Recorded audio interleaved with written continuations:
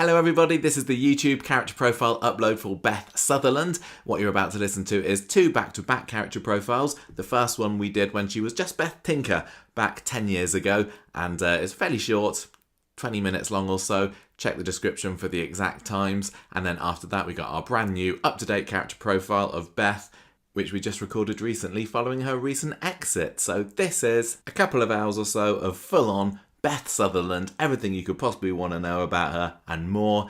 Enjoy! It's character profile time, probably just a short one this week because we're doing a character that's only been in the show for a few years. Wow, has it already been a few years already? I feel like she's a new character. Well, I know, I was quite surprised when I saw when she first joined, but I mean, we're talking about Beth Tinker today, who's been in a small part of the Scylla storyline, which When did we start doing our podcast? We started doing the podcast in summer 2012. Okay. But she's although she's been in it kind of since 2011, it's really been early 2012 that she's been a main character. Beth was born on the 21st of November 1974. Also got a birthday coming up soon. Oh, and a big one. Ah, yeah, it is, isn't it?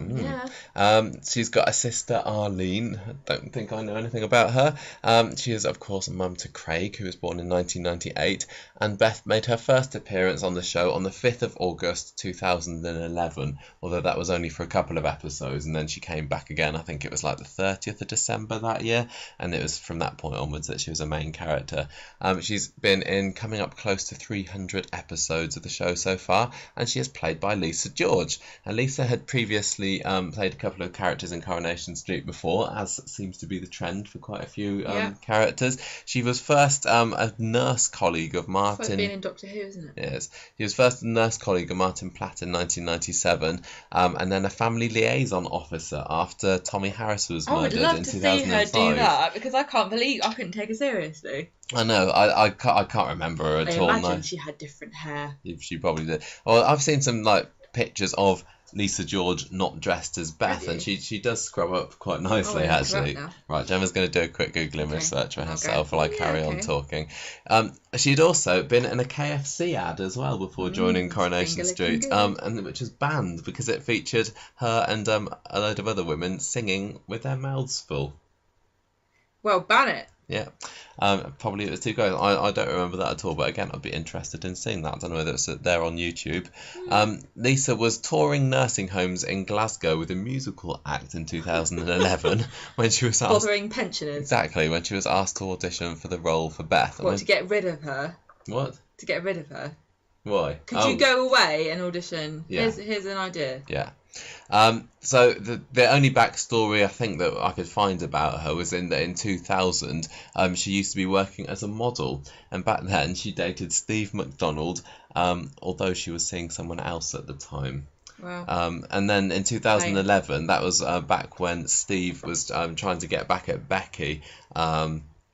And he was trying to ring up a load of his old girlfriends to see if they could go on dates with him again to make her jealous. So he got in touch with Beth, and he was a bit disappointed to discover she no longer has those model looks or figure. I know, it's sad. So that nothing particularly came of that. Basically, that was when she was in it, yeah? Yeah. So basically, somebody said to her, "Look, you should audition for this role of a model who's let herself go."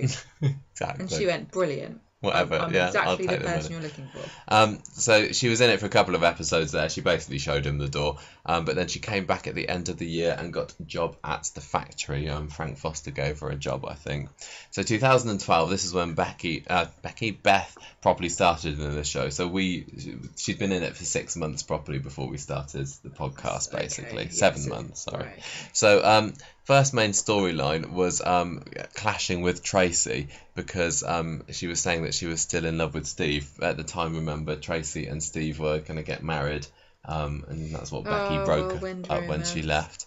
But Steve, he split up with Tracy after discovering that she had lied about having the miscarriage, or rather Becky she said that causing the Becky miscarriage. So Steve invited Beth and Craig to move into number 13 with Tracy, just to try and drive her out. Isn't that after he tried segregating the house. Yeah, well remembered. Thanks, That's good. yeah. Yeah, he split the house in half, didn't he? Which is a bit of a weird storyline. But that didn't work, so he just tried to drive her out Weirdly by enough. putting Beth in there. And of course, they brought along Daryl the rat as well. And Beth. And that is why Beth and Tracy are friends. In case you wondered why, recently she's been her bridesmaid and stuff. Because I was kind of like, I can't remember why these two know each other.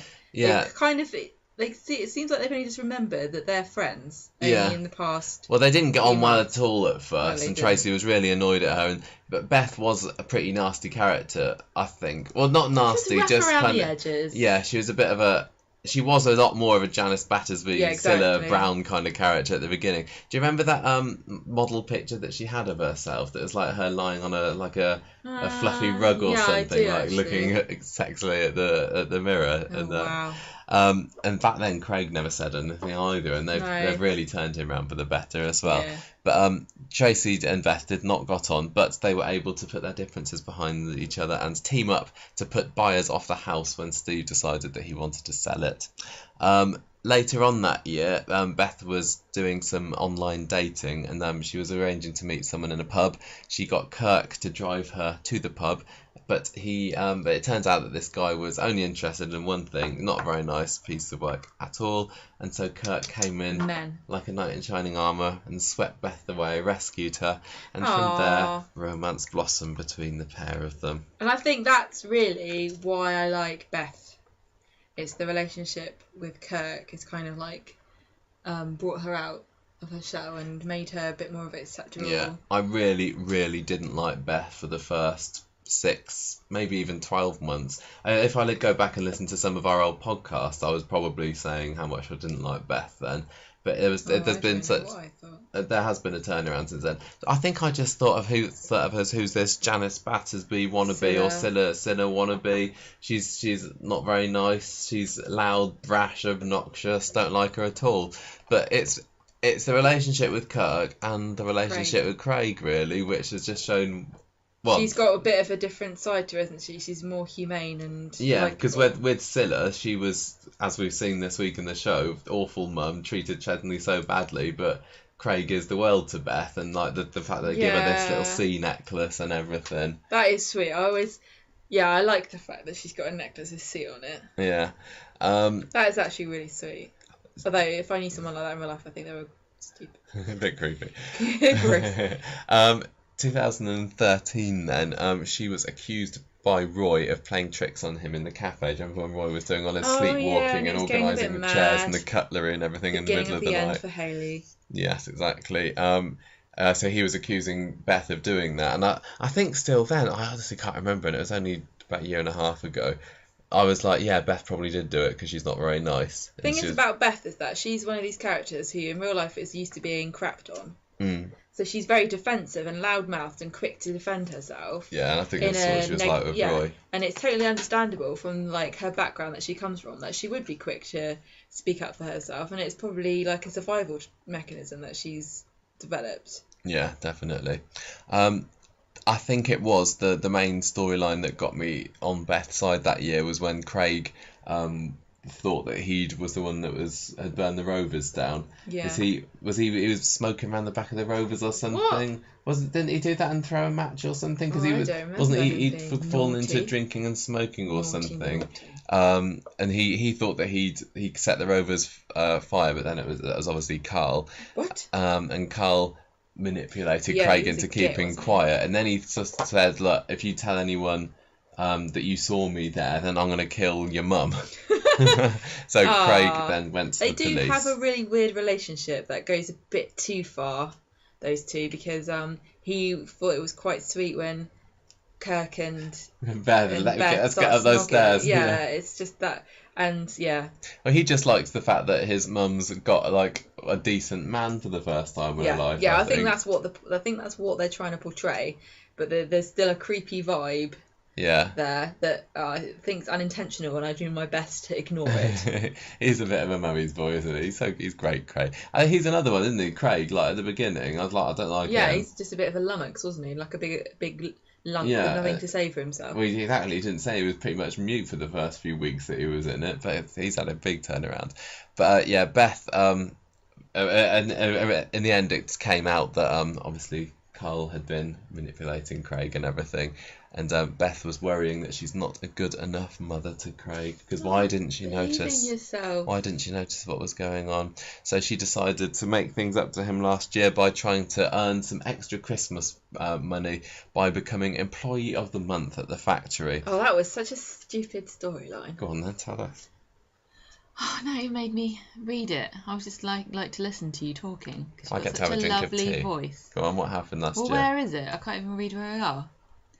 Well, yeah, wasn't it to do with how many pieces of knickers or something that you'd sewn in a month or something? Yeah. And so she gets Sinead to help her with the sewing, and then Kirk finds out and he gets annoyed because he's very honest and he doesn't like the idea of lying, even though it was for a good cause. And that's why Sinead is working at the factory now, isn't it? Because it turns out hired. she's a sewing whiz. She's so great at it.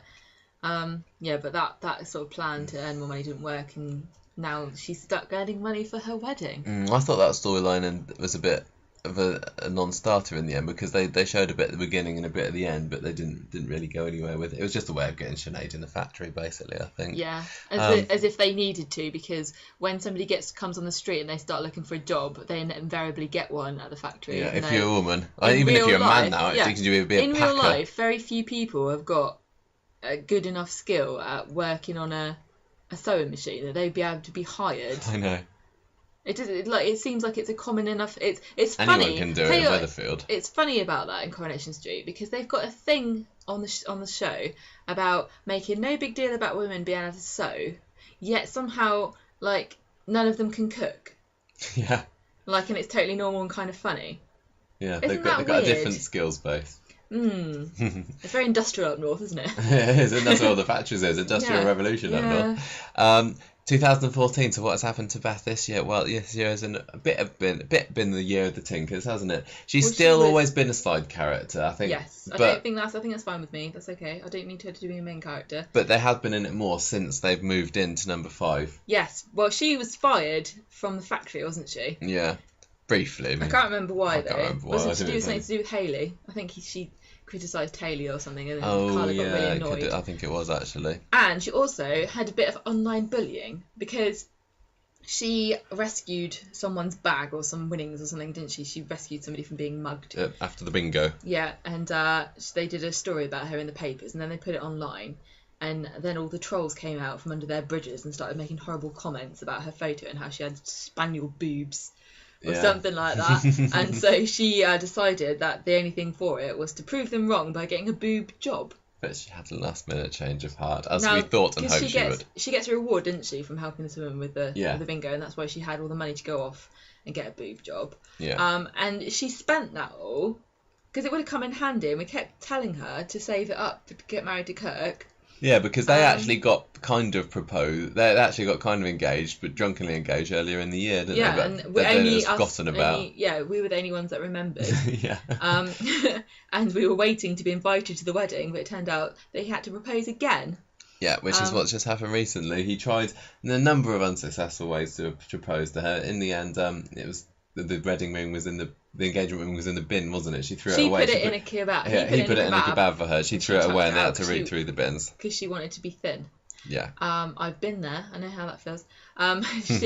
The other thing was, all this money that she won on the bingo, she spent on a holiday, didn't she? Yes. For them all to go on holiday. Yes. She should have had a destination wedding.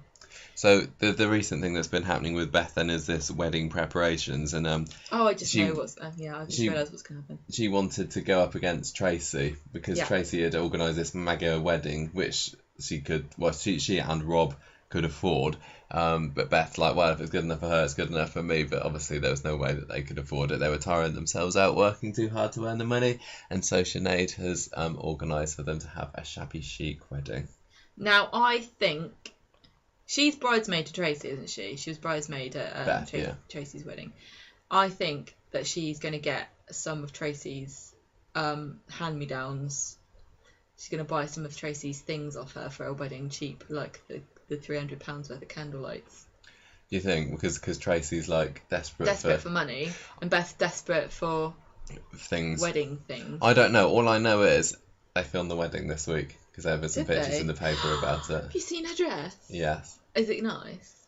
I- Was what's her face from the Vicar of Dibley her sister or No. her mum, like I said she should be? No, well, no, I don't know. Literally, I obviously tried to avoid it, but I did see a picture of Beth in her dress. But I would love it if her family did come.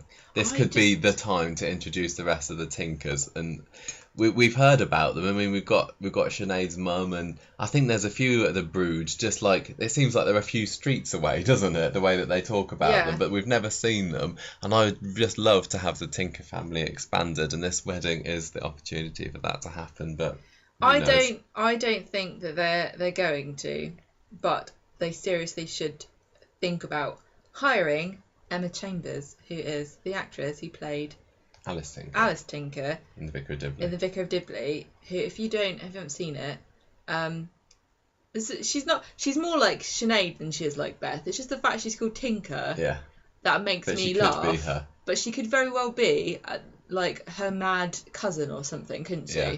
It would be. Although it was obviously not going to happen now, but if I was in charge of Coronation Street, I would be on the phone to Emma Chambers' agent right now. Another reason I'd like to see more Tinkers is just because I still want them to do more with Sinead. I like the character, but really, she's not done anything this year, has she? She's worn a dress that wasn't suitable for her. She's stupid. She was the one that kind of discovered about Scylla's osteoporosis. But Sinead and Chesney haven't had a storyline. I think if we get Beth's sister in, that would give Sinead the opportunity to actually do something. Bring on the Tinkers. I think the Tinkers could be a Corrie family of the future. They really could. I think people love the Tinkers, don't they? Is it just us? I don't know. People like families like the Tinkers in Coronation Street. I'd rather have 10 families like the Tinkers than people like the Windass Owens, who are just like drama, everything goes wrong for, boring. Serious. Yeah. There needs to be a family like that, like the Battersbys. Yeah, just like chaotic, family, cheeky, happy. And that's where you go for the comedy storylines. Yeah, like the repository for comedy storylines, and it would kind of be funny, like if they had the Tinkers as a family who just kept having extra family members coming and who were like cameos from people that wanted to be in Coronation Street and they didn't know how to, like comedy actors, because sometimes they kind of like derail things, like, and like, I can't even think, but when we've had comedy actors in there before and they just kind of ruin it a little bit because it's kind of like the third wall being broken. Yeah. But if they were in the Tinker family, I could kind of I'd go with that. Overlook it. Yeah. I just think there needs to be a comedy family, and it's great that they're in the street, and it's great that they're moved in with Fizz and Tyrone. Fizz and Tyrone don't really need them, but it kind of adds a bit of legitimacy to them, and also is a nice home for Kirk. Yeah, it is, because Kirk's been in it a lot more since going out with Beth. I wasn't keen on them as a couple to begin with because of the age difference, I suppose. But actually they are really sweet. With Julie and everything. Yeah, exactly. But they are really sweet together, and there's, I guess Kirk is the nice kind of bridge between them and Craig as well, because they get on and they play their Xbox and whatever together. It's they're just such a nice, cool, sweet family unit, and it seems completely accidental that they've managed to like craft this cool little perfect Corrie family. They just need to know what they've got. I don't think they've realised how good, much better they could be. Yeah. If they gave them a bit more bigger storylines. Yeah. Yeah. Bit bigger. So we're not the only people that like Beth, because she was nominated for some awards in 2012. Well, this is back in the time when I actually didn't like them. She was nominated for Best Newcomer in the 2012 Inside Soap Awards and the TV Choice Awards, but she didn't win it. So hopefully surely at some point in the future she's going to be regular on like the comedy awards, the Soap Funniest Character kind of awards list. I hope so. Yeah. But it still needs to be a bit of a bigger character. quote from Lisa: "I worked with some wonderful, creative, talented people, and it's such a privilege to be in this position and to bring their work to life. The actors are such great fun to work with. We always manage to have a laugh as well as work very hard. I hope to stay as long as they will have me, really." So it looks like she's good. Sort of really settled there. She's in no rush to leave. Yeah, she and they'd be mad to get rid of her. I don't want them to go crazy and put her in it too much and give her serious storylines. But I want her to be like a long-term peripheral character like Norris or Rita. Would you rather they were as peripheral as Norris and Rita, or would you rather that they became a Battersbys, which were actually quite a big family and they had some meaty storylines, but they were mostly silly storylines? I like silly storylines. Because Rita and Norris particularly doesn't really have their own storyline. I mean, they're desperately trying to give Norris a storyline at the moment with this package thing, which I've completely lost interest in. I used to want to know what this package is, but I don't care anymore. But yeah, that's what I'd like to see for them in this show. I'm just so glad that they've moved her away from the Scylla wannabe character and given her own personality. And it was good to see them interacting as well. I think they kind of had to with these last few weeks. There was a quote from Lisa, I can't remember when this was, maybe this was right at the beginning, about Beth and Scylla. She said, "I don't want Beth to be like Scylla at all. I admit that I do look a bit like her, and I have been compared to her in the past when I've done other things like Panto, but I don't think Beth is as callous as Scylla was. Scylla didn't care for her kids, and Beth is really soft." Very true. Yeah, that is the difference. That's why we like her. That is why we like Beth. So there we go. Anything more to say about Beth? She's a good, brassy, Corrie babe. Yeah, real potential I think she's got for the show, and I hope we get to see a lot more of her in the future. Definitely. Hello everyone, welcome to today's bonus episode. It's Beth Sutherland. It's a character profile. Yes. Revisit. She's left ages ago. Well, how long did she go? Beginning of September, end of August, was it? But we've had a bit of a busy September conversation streetwise, and we have had to take our time to get around to doing the character profile of her. But we've reached there at last, and it is the week of lovely Lisa George's birthday as well, so our gift to her is a profile of her. The second one, that is, because we did profile Beth back on the podcast in episode 122, quite a while ago. How long was that? 10 years? I think it was about 10 years ago, round about now actually, where we had a look at Beth, who had only been in the show for a couple of years at that point. She'd been in for 300 episodes. Now she's ended with 988. So you can kind of tell the drop-off in appearances, can't you? And I know Lisa George has had various reasons why she's not been able to be in the show too much. But yeah, I'm kind of a bit sad for her that she's not quite reached the 1,000 mark. But you never know, a return could be on the cards one of these days. I know, it was always really tempting to want to end on an anniversary or a special number of episodes, but that's not really. I wonder whether anybody really does care or not. Like, it probably just like passing. Oh, it would have been cool if, but I don't think she's not in the 1,000 club. They probably think they'll have a party for all the cast members that make it into 1,000 episodes, and there's also one for like people who make it to 5,000 episodes, and only Bill Roach is invited. Well, I can't remember how long he's done now. But Corripedia do that thing where they say characters reach 1,000 episodes, don't they? Beth will not make it into there. Not at the moment. Unless she has a return. Anyway, look, let's not be down on Beth at the moment. We're here to celebrate the character of Beth Tinker and have a look over what she's been doing in the years since we profiled her last. Picking up from where we got to before, late 2014, all that can seem to happen towards the end of the year, from what I could find, is that Beth decided on her 80s themed wedding to Kirk. She decided she wanted to dress up as Madonna. Kirk was it Adamant, I think, and Chesney was the best man. I can't remember who Chesney dressed up as, but the wedding took place in January. What are your memories and kind of thoughts on Beth and Kirk's wedding, you know, compared to Corrie, the normal Corrie wedding that we used to seeing? I think, was this not the beginning of like the tedium of continual fancy dress parties on Coronation? I don't know whether it was the beginning of it, but it certainly tied into it. There was an awful lot of fancy dress around that era, I remember. It just felt like, I don't know, somebody in the props or the wardrobe department had a side business and they were just getting rid of all these costumes. And after a while, it wasn't it didn't feel like a real wedding. It felt like a sort of soap wedding because it was a themed wedding. And I'm not being mean to anybody who has a themed wedding. It's just because on Coronation Street, it just that's what it was like. It's like, here's another fancy dress episode. I think that, you know, Kirk getting married, Kirk the special character of Coronation Street. I can imagine people behind the scenes at Corrie going, "Oh, it's Kirk getting married. What crazy party can he have for his wedding?" I thought you said, "What crazy farting." So and then this idea came. I mean, I guess, is Beth the sort of person that would like that sort of thing? I'm not really sure. Beth always has quite interesting earrings, and she does like to sew. We never really saw flamboyancy from her in general, but she's married to Kirk, so yeah.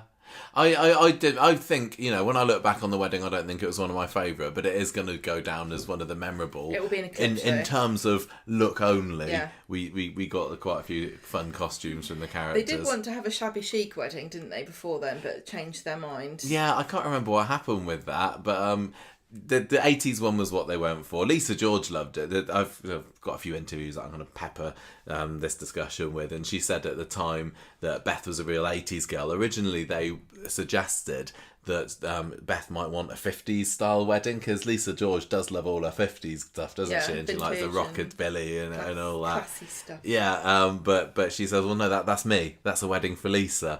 I think that Beth, as a girl who lived through the 80s, would have totally gone for that, and that makes sense to me.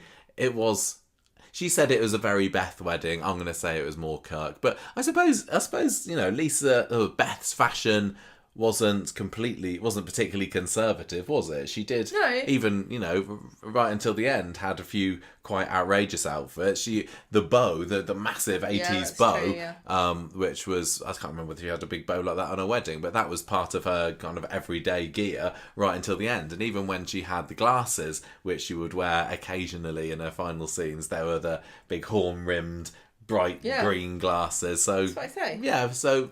But maybe she's not Toya. Little on the flamboyant side. She is not Toya when it comes to fashion. That's absolutely true. More dramas for Beth not long after the wedding, though, because this is when the Underworld minibus crash happened, and Agnes, Sinead's gran, comes to stay because Sinead's laid up. She has a bad back for a while, doesn't she? And that leads to conflict between her and Beth, but that's more of Sinead's story than Beth's, really. There's also a funny... I think a lot of what we're going to go through for these stories, my kind of takeaway from the research here is that Beth was very much a peripheral character, which is what you wanted her to be, and there weren't very many... In fact, I'm going to say there weren't really any at all big Beth-centric storylines in this past decade, were there? No, and the trouble with eccentric characters like Beth was for a bit of time, I don't think she ended up being particularly eccentric, is that you can't really create stories around them because they have to become straight men in their own stories. Like you can see from what happened to Mary. Mary was very whimsical. Then she had the story with Jude, and you're finding, you know, and revealing her secret about having a child so young with somebody that she didn't want to have a child with, and that kind of changed her character, maybe temporarily, I guess, into just a normal, boring, straight soap character.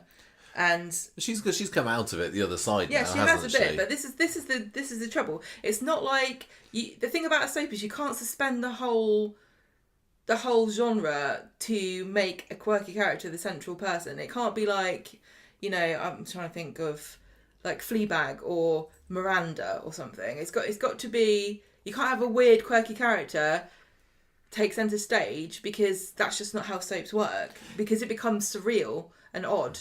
You get some. Do you know what I'm saying? Yeah, for sure. You get some characters who, you know, are never out of the programme. You get others that will have their big front soap magazine front page story for a year, and then they'll go quiet for a few years, but then they'll come back again. But then you get others like Beth, who really never gets her time completely in the spotlight, and you know, you don't know whether that's down to, is this a decision from the upper bods at Coronation Street who just say, no, that's not right for Beth? Does Lisa George herself say, I don't want to have a big story? Or I don't know, is Well, it the thing kind of a about it, mixture? there's only a certain number of ways. I mean, soaps are really good at finding unique angles, and every character's distinct still, despite what I'm going to say. But there's only a certain number of ways you can have a cancer story. There's only a certain number of ways you can have a drug addict story. So, like, take Sinead, for example. She was incredibly quirky too. She had cancer, and you know, a lot of that was it was a story about a woman who had cancer. And that was, I'm gonna say, probably Lisa George's or Beth Sutherland, Tinker, whatever we're calling her biggest story but she was even just a supporting role in that. Yeah, but again, they do a really good job of maintaining some of what makes these characters unique. But I can't. Do you know what I'm saying? Yeah, like, I think it's also partly these to peripheral do. characters can't really be centre stage characters. Well, I think it depends who you paired up with as well, because if you put Beth in a big story, and I really do rate Lisa George's acting. I think she's cracking, but then that would also mean having Kirk as a forefront kind of character, and I can't. I could imagine Beth being a main player in a storyline, but I just cannot see Kirk in a serious storyline when that's going to be, you know, in contention for awards. And so if Kirk couldn't be it, then it just takes Beth so doesn't much. either. It's so delicate and difficult, and they don't have time to do it. I think that if Coronation Street was still 2 episodes a week, maybe they could do something where they had, you know, a story where Kirk was, I don't know, given Alzheimer's or something, you know what I mean? God. Without him changing from being Kirk into just, I am the character of this story, that's an issue story. You know, think about something like Forrest Gump. Forrest Gump was a horrible film, but it was also It's brilliant. a It's film classic. that's tragic Let's not and get into this. comedic, wasn't it? Yeah. And the character never changed his personality throughout because they had time to write it that way. You can't have a story like that with Kirk because they couldn't. I never really thought of Kirk as being the Forrest Gump of Coronation Street, He but I is. can totally see it now. Sitting on a bench, eating his chocolate, picking up feathers off the floors. But he'd be like, Mum always said life is like a box of chocolates, and I always get the coffee one. Yeah. I don't know. Anyway, As I not say, about it has led to Beth mostly being given really short, couple of episode long stories. So, for example, there's one back in early 2015 where she worries that Craig is sleepwalking because he's leaving the house in the middle of the night. set fire to anything. But it turns out that he's just become the next Banksy of Weatherfield by making this memorial mural to Maddie after she gets blown up, and Beth's like, oh, I'm so proud of your son. So that's something that Beth does, but is it a big Beth story? No. when he inevitably gets kicked out of the force for being useless, I think we should bring back Craig being an artist. I think that she should say, stuff your job then, and just graffiti the walls of the police station. Yeah. There's like pork scratchings on the side. That's a reference to tonight's episode. I think that maybe he could have a project where he gets down with the kids and goes and does a bit of graffiti They could open like the Weatherfield graffiti wall, and this could be the community outreach project by Weatherfield Police Station, and Craig could be like the really cool guy, I can really just cool copper imagine- who's saying, here's how you do graffiti, kids. He definitely seems like the type to earnestly explain to children, don't do drugs or smoke. Yeah. Yeah. But I just, in another aside, I really wish there was a character that was creative who kind of made their money from some kind of creative business, but there's nobody like that. The last one we had was Nina. I'll just say Nina, who but what's happened to her? She's fallen off a just cliff, hasn't she? drew on a bunch of spoons and gave up. So we had that sleepwalking storyline. There was one where Beth finds a holiday brochure, thinks that Kirk's booked a surprise holiday for them, but it's actually Sinead who's booked a trip to Wales for her and Chesney. But Kirk's forced into booking a trip of his own for him and Beth all the same. So they go over to Wales. Beth gets stung by a wasp while she's skinny dipping. And then when she's trying to make a herbal remedy recommended by a monk in training that they discover in the woods, yes, that's right, There's loads of them in Wales. that just gives her a rash as well. So it's just Comedy. comedy stuff. But I'm gonna say there's not a whole lot where I think back on Beth and go, that was bloody hilarious. You know, it's just like, oh, that's a bit funny, that's a bit weird. What a situation there. And die of cancer, Michael. We've got to have I know. stories like, for example, starting a business, making clothes for dogs. Yes, she does.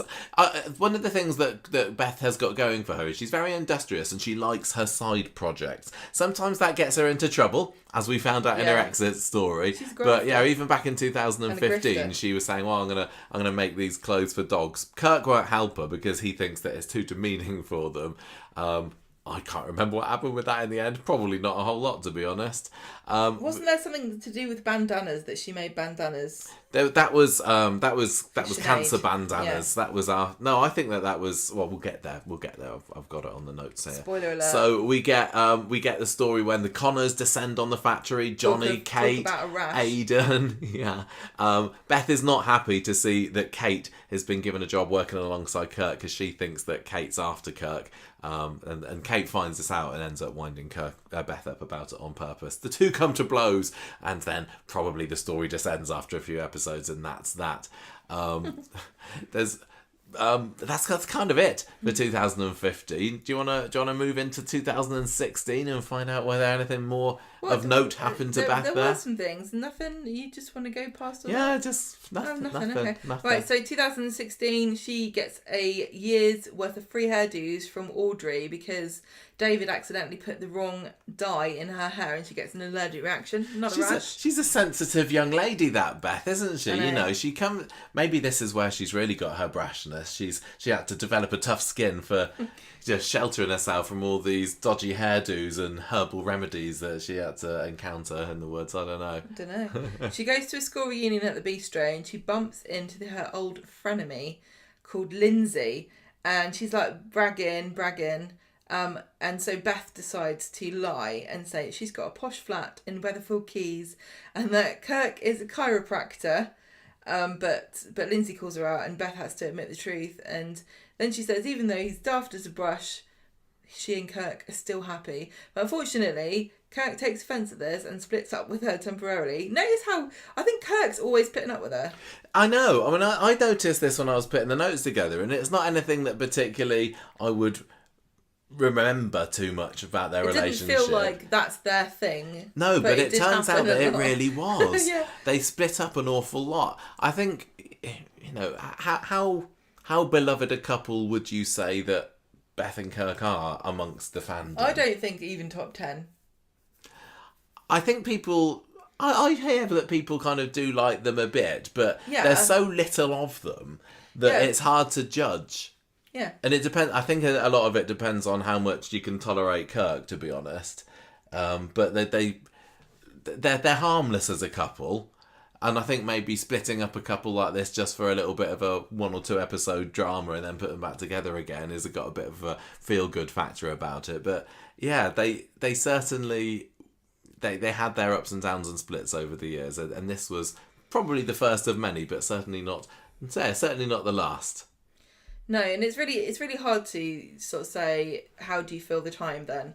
If you don't want this to happen, if you don't want these little throwaway silly stories that take a few episodes or people split up or and get back together again, or what do you want? Because they've got to fill the time with something. There's 5 or 6 stories a week. They're not all, they're not all going to be stories for the ages, and they got some people have got to get their accounts up, don't they? What do you think that they saw in each other? Because because Beth's obviously a bit older than Kirk. I remember there being a scene where he's like lying on top of her, and he says, "Oh yeah, you got the top of your head smells like a wet dog, eh? Isn't it lovely?" And I think he just loved having somebody to cuddle there, and she probably did. She's got a really maternal streak to her. We saw that from how much she adored being Craig's mum. And I think that Kirk, can't. See, I worry for him now. He's a singleton, that he can't live his own life. I don't think he does know how to cook anything or wash his own clothes or literally anything that a normal functioning adult has to get on with. And I think that maybe Beth took advantage of that in a good way. Like, well, you're a waif in Australia in need of somebody with a maternal flair. I'm your woman. If I was writing a line for Kirk about how, or like some script about Kirk and how he's coping with Beth, I'd have him say something like, oh, you know, when Beth moved out, I didn't really know what to do, and I forgot, you know, I realised I struggled to live by myself. But then I thought, if I was a dog, what would I do? Because I can look after dogs, and now it's easy. I just make sure I have a nice bath every day and some meaty Take chunks. myself out for a walk. Yeah, and some meaty chunks for dinner. This could be the making of Kirk now that he's forced to struggle on his own. But I think he knows what he's doing. What did Beth see in Kirk? I suppose that, you know, he made her laugh. Somebody to love. So I think it was basically as simple as that, which maybe makes it odd that they did sometimes split up. I think she wanted to feel superior to somebody. You reckon? Well, you know, like, she enjoyed being a homemaker. Being the one who knew what was going on. Yeah, maybe. I don't know. She had to have done, didn't she? I think that often when it was often the Kirk that did the leaving when they did have their splits, and he was a very moralistic, and he's got a fairly simplistic outlook on life, doesn't he? He's got his morals. He knows what's right and wrong, and if she's done something that he thinks, oh, that's not right, then his immediate reaction is to get away. But they did kind of felt like they belonged to each other in the end. And I am quite curious to find out who Kirk is going to be paired up with next. Do you think that he will get together with anyone? Because there are some characters that just don't really, and I don't really need them to, like, you know, Mary. I think it'd be sad. It'd be like a little lost puppy not having an owner, don't you think? Yeah, but Michael permanently scratching at the window of the pet shop. I have seen some really cool videos of dogs where their leash gets dropped and they just pick it up and put it in their mouths and walk themselves, and they don't even realise they're doing it. That is Kirk. I think that I can't remember how long after Beth came into it that she got together with Kirk, so I can't remember whether she was designed, you know, as a character to be a partner for Kirk. They're making dolls like that now. I think that having I'd quite like him to go out with somebody who was a bit like a female version of him. I think that when like in Red Dwarf, where they go to the ship and there's all the female versions. Oh, we got the parallel universe episode. I could kind of imagine a Kirk, a female Kirk who's just as dense and clueless as him could be quite fun. Sinead maybe was sort of like that. Yeah, and there's obviously never it would be anything funny romantic between them. But if Kirk ended up with somebody where he was the clever one. God, I don't know whether I could take a character. I don't know how they could could do that without it being really obnoxious or just too hard to write for. But anyway, we're going. No, it's fine. We're talking about their relationship. I think that's important. Yeah. I did kind of think that she did take advantage of him sometimes, and she was a bit cruel to him. Oh yeah, and she's mean. It's like us. Yeah. Like, she's horrible, and thinks she's so smart. And he's just a lovable idiot. She would like be a khaki, and I can imagine her like dragging him round by his ear or something. I know that's the way it is, isn't it? So I think that, you know, having somebody who was more of an equal rather than the boss of him could be what that character needs right now. Well, he goes to live with Norris, but back to the story. Norris beats him in board game. Kirk beats Norris in board games too often, so he kicks him out, really. Yeah, Norris gets fed up with it. So that's Kirk's hidden talent. He's got a few hidden talents, actually, as our Kirk, hasn't he? Who knew that he was a talented singer-songwriter? I want to see him run. So when Craig applies to become a police officer, his application gets refused because he didn't know that his dad is in prison. So Craig's really mad at Beth, and he moves out. A lot of these stories are like Beth doing something wrong and Craig or Kirk. And then he's kind of sulking and pouting about it. Yeah. So Beth doesn't really listen to him when there's a mediation session that Sally arranges. So Craig is curious about his dad, goes to visit him, and discovers that actually he and Beth never divorced. Oh my God. So Craig, in revenge, reports his mum. She gets arrested. Kirk leaves her again. She gets fined £150 and she gets community service, which is one of those invisible community services that you never ever see them No, do. no, Beth actually did do Oh, it. really? Don't you remember? There was No. there was one scene where Obviously. she had to get somewhere. I can't remember where it was.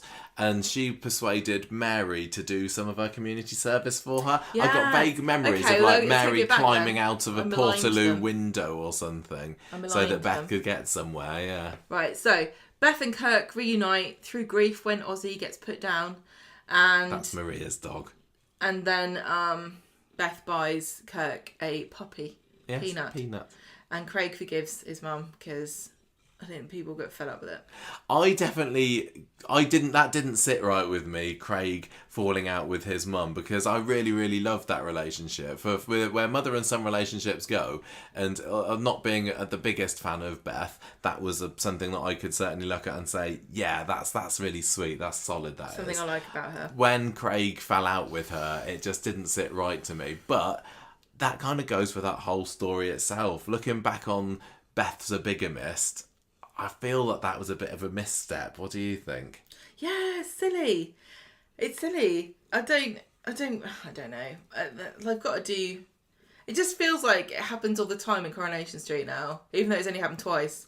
Well, I recently. mean, we had it with Tim, didn't we? Yeah. We found out that Sally and Tim weren't actually married, and he'd accidentally went to somebody in Vegas years back without actually realising it. And I think that I don't think bigamy is that common.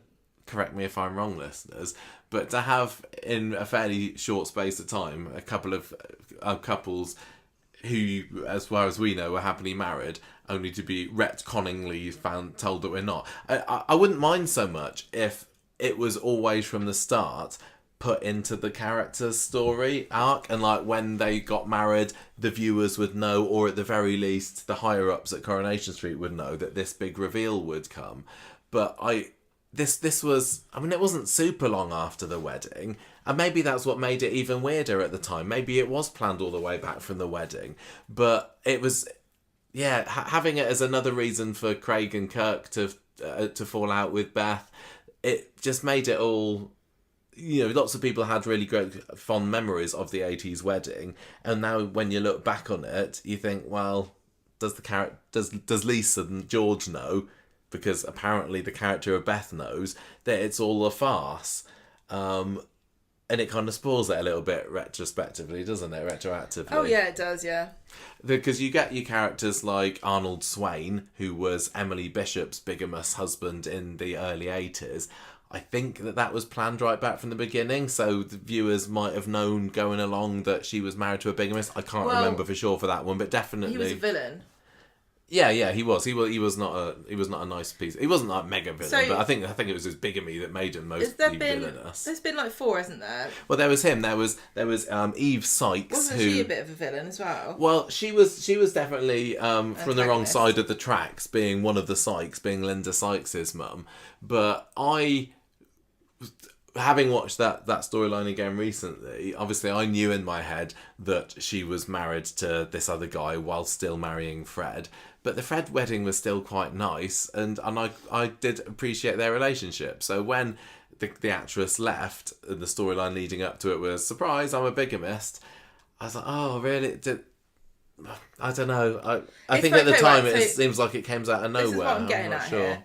We've had like five people be bigamists. We had Peter, we've had Arnold Swain, we had Eve Sykes, and then we've also had Tim and Beth. Okay, the latter two were like kind of, they weren't serious characters. It felt, although Beth's was quite a bit more serious than Tim's, that they both kind of felt like, oh, idiot. The thing Rather with Beth's and Tim's, it's a bit like, what should we do with the characters now? Should we just have one of them say? Should we just say that one of them's a bigamist? Yeah, that sounds good. That'll keep the drama going for a couple of weeks. Whereas the other ones, at least it felt, you know, for Eve, it facilitated her exit storyline. Same with Arnold Swain. Not that he was in it for too long. Well, Eve wasn't either. And obviously Peter, I think that was Corrie's biggest and most successful bigamy storyline, because you saw it him. happen, yeah. He was supposed to be at Shelley's sister's funeral while also marrying Lucy at the same time. And when he was doing it, it kind of made sense what he was thinking, even though it was a stupid decision. Like with Beth and Tim, you're like, really? Yeah, it just didn't sit right for me with Beth. And you could almost tell that there wasn't that much of a long-term plan for it, because they've only just recently talked about remarrying. I can't. Yeah. They might. I mean, it might have come up a little bit in the interim. But as far as probably the vast majority of viewers were concerned, Beth and Kirk were remarried. I thought that I read somewhere at some point in the last 10 years that the assumption was that they'd gone off and had a quick register office do, and they were actually married. You know, in the show, we just didn't see it again because they were like, never mind about that. We just wanted to cause a bit of drama to say that she was a bigamist, but it's all okay now. Yeah, it's a bit of a mess. Yeah, it really, really was. But it is strange that we were supposed to buy how completely head over heels with each other they are, but it took them 10 years to almost get married again. Now, obviously, not everybody who is in love needs to get married or chooses that they need to get married, but why didn't they? I know, this is the thing. If you They're the sort of couple that would. If you care enough to want to get married in the first place, I don't understand why you wouldn't. Like, you either it doesn't matter. But the thing is, she even kept the name Sutherland, doesn't she? Yeah. So why not? I know some people will say, "Oh, it's just a piece of paper." But if it was just a piece of paper, why didn't you do it? It was odd, and not the best move. I think it was for the character. It's such a big to do and expensive and. But I think they could have popped down the register office, and I would have thought Kirk would have wanted to as well. Know, or maybe we're supposed to just believe that Kirk has always been on edge, you know, thinking, well, I couldn't trust her then when I found out that she was secretly married to someone else, and I didn't realise it. Maybe I'm not gonna commit because I don't want to, you know, risk getting my heart broken again, or I don't want to lose out on the chance of a quick exit if. It turns out she's harbouring some other dark secrets. It's a bit of a deal breaker. So Peanut was the pet that arrived on the street in late 2016. Kirk still has kept Peanut now, hasn't he? He's still on the street. I think he's probably got a good, could have a good 5 years left in him at this point. Pets on Corrie just feel like a mistake now. They feel even less important than they did. Yeah, back in the 60s, 70s, 80s, when there weren't a whole lot of them. Who is it that's got that category for Best Pet? Inside Soap had Best Pet Awards this year. Inside Soap, are they trying to do what I hope they are, which is to encourage the pet ownership on Coronation Street? I don't know. I really don't know. I mean, having pets on set is difficult. Having your wranglers, having your the owners of the pets being there, they don't always do what they're told. It doesn't feel like it feels like there's so many barriers to it, and it's such a faff because we even had Rover who was Simon Gregson who plays Steve. That was his real life dog, and so they brought the dog in. And for a while, that was a character in the show. Yeah, and we got to see Rover semi-regularly. Yeah, exactly. Rover Which makes me presumably think dead. That either there was some kind of policy change, or it was a much bigger, annoying deal than we ever realised that it is. We've been on set while dogs have been there, and it does seem like a bit of a faff. And the person who owns the dog is usually the one who owns many of the pets that appear because it's like a business. It's not like, oh, can you bring your dog in? I saw him down the park, that's cute. It's like there's a business person who owns many animals who are performing animals. And so when they come in, they bring all the pets, that's what we saw. They bring quite a lot of pets, and it just seems like, who can be bothered? Of recent animals, I would say that Eccles was a fairly Eccles was the important last character, star pet. But then you also had Cerberus who wasn't, it wasn't a like, oh wow, there's Cerberus, we've not seen him for a while. But Peanut, David the dog even at the moment, once in a Blue Moon appearance. I want to know, we have done a pet. Ages ago we did a pets discussion, but there'd only be so much to say. Like, who can remember their favourite Peanut scene? I'm going to say not too many people. Some people would say that scene where David tries to spread a bit of peanut-shaped happiness by throwing the bag of them at Gail, but wrong peanut. Wrong peanut. Yeah, I mean, I was just going to say that usually in movies and stuff, they use pedigree animals because they all look the same. Mm. So you can just get a bunch of golden retrievers that look the same. So that's why you don't get very many mongrels in shows. And I don't know if that's... I mean, because David, the dog, has got a different actor now. Yeah, David doesn't even Because look the same as he used to. was watching it the other day and went, yeah, he looks really different, that dog. Doesn't look like David. I just don't know. I think it's a shame that they can't have pets in it more. Mm. But because pets are such a huge part of people's lives. I know that it's not a huge percentage of people that do have pets. But when you have a pet, it really should be quite a big part of your life, unless you're being abusive or... The thing with Beth and Kirk, though, is we saw next to nothing of their home life. Yeah. And I can't remember, like, it's coming up later in the notes, but... It's what? like Brian. Yeah, nothing. There's no set. When Kirk and Beth move into the flat that they have up until recently both been sharing together, which is the one above the kebab shop. I think that was 2018 maybe they moved into there.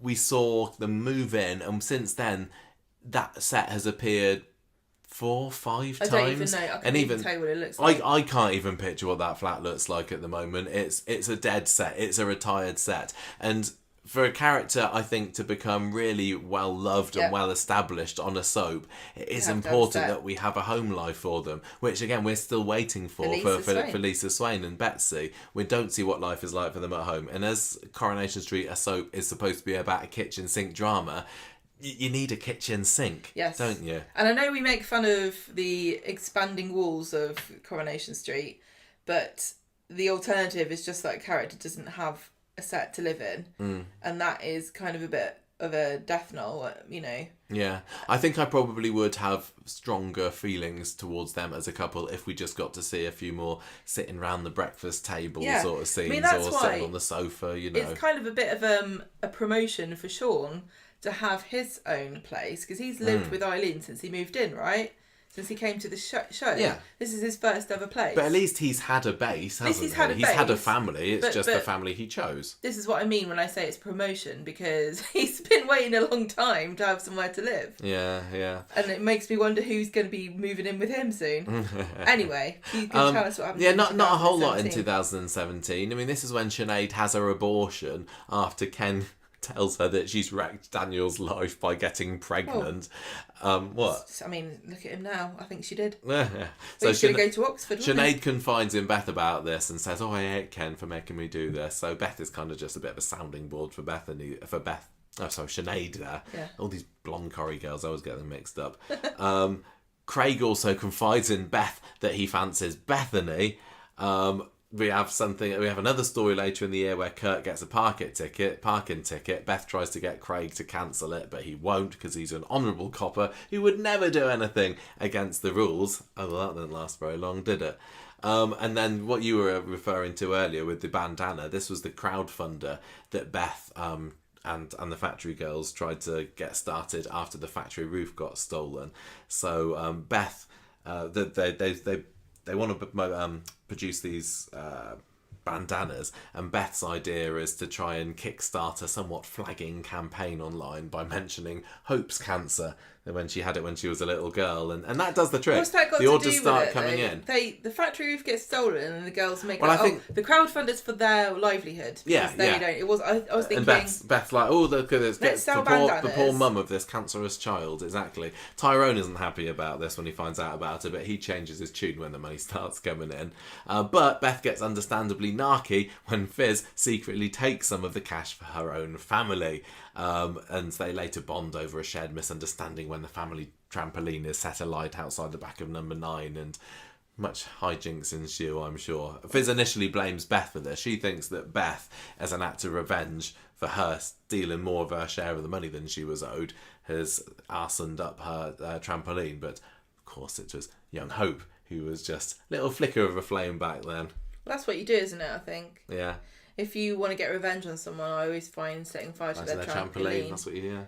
It's particularly effective if it's one of those in-ground ones. Well, more effective than setting fire to their swimming pool. No, because you can pour petrol all over it. It looks lovely. 2018. So, Beth gets concerned when Craig exhibits signs of OCD and won't talk to her about it. I think he's still in that. He's still in the stage of not wanting to talk to anybody about the fact that he's got OCD. We mentioned it the other day. Did he? Yeah, he did. What did he say? I missed that.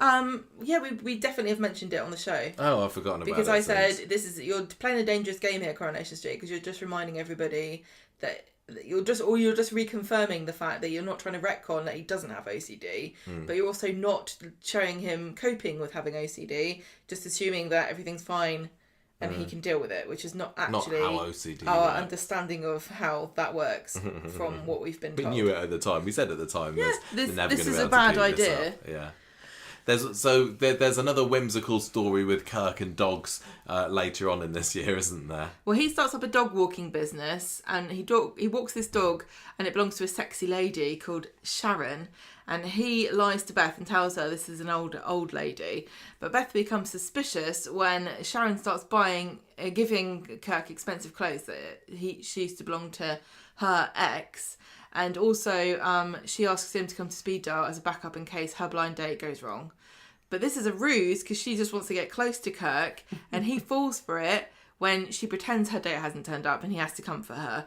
And Beth has no idea that this woman is sexy and after Kirk, and tells him to carry on dog walking because the money's good. Mm-hmm.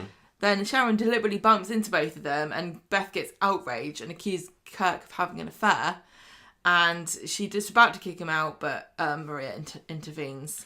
So yeah, that was again probably 2-3 episodes, probably little adventure for Beth and Kirk. Another almost falling out from them. Beth, I mean, there's been a few Corrie women in the past that have been convinced that everyone's out to get their man, haven't there? Stan, not the most eligible bachelor of Coronation Street. Hilda was always worried that someone was going to be poaching him, and Jack and Vera as well. Now, Vera did have a bit of a reason to be worried because Jack did stray occasionally up to Inkerman Street. But yeah, I suppose that is a bit of a trope to have women who have got very undesirable husbands to many women, traditionally undesirable, be fiercely protective over them. Yeah. I don't know anyone like this, but I know that people get like this, don't they? They get jealous. Yeah. And think that people are. Do you get that? Not in. What? Me I'm also very generally undesirable chap. Do you have some? Do you have a sort of get a bit of a tweak every time a woman looks at me and like, get away from my man? Leave him alone. You can't host a podcast with him. Or am I just so undesirable that you think, not even I desire he's safe. He's thanks, darling. I don't know, what, are you fishing for compliments or something? No, go on. I would scratch her eyes out.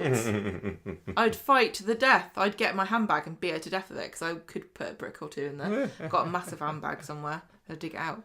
Anyway, when Alia takes over the factory after Aidan leaves it to her, Carla gets Beth to exchange on her. What? Spy on her in exchange for 6 months free rent at the kebab shop flat. So Beth does her job and tries to make Alia seem incompetent. Well, how is that possible? Yeah. She goes in and changes on the computer an order and puts it like too high end. I think there were a few stories where Beth was a bit of a spy. Beth likes her. She just likes sticking her nose in, doesn't she? Yes. And I don't think she was. It's great. She didn't. Although she had some nice relationships with the other factory girls, I don't think it would take much for her to sell them up the river.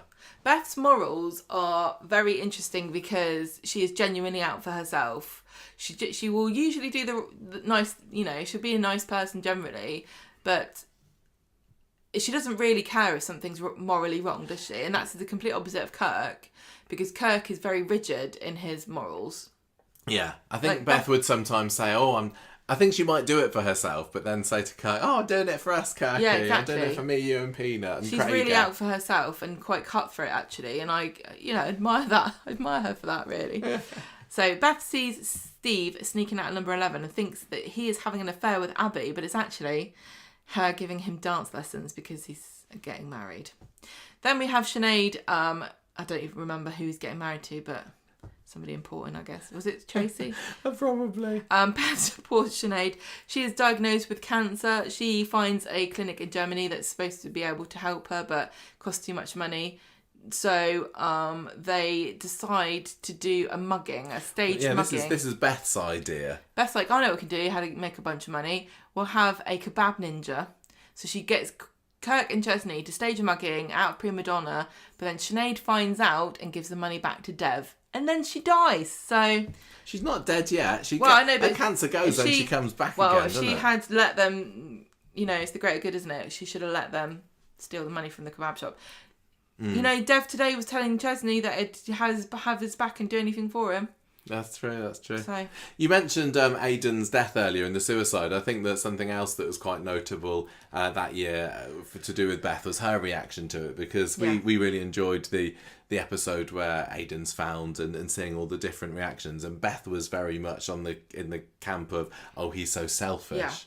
Yeah. And that was that's probably quite right for her character, because it was, although a very a natural reaction to have, when lots of people will have it, can come across as being the nasty reaction, It's probably the least helpful thing to say when somebody's done that, because it doesn't.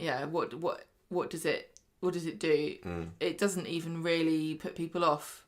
Yeah. Of doing it. It's not like it's a good preventative measure. It just makes people feel even worse. And that was almost Beth getting close to the, like we've talked about, Les Battersby, the antagonist that's the main character, the character voicing unpopular opinions. Yeah, character. exactly. Or rather, voicing opinions that are actually fairly popular, but that you're not supposed to admit to believing. Yes, that's the one.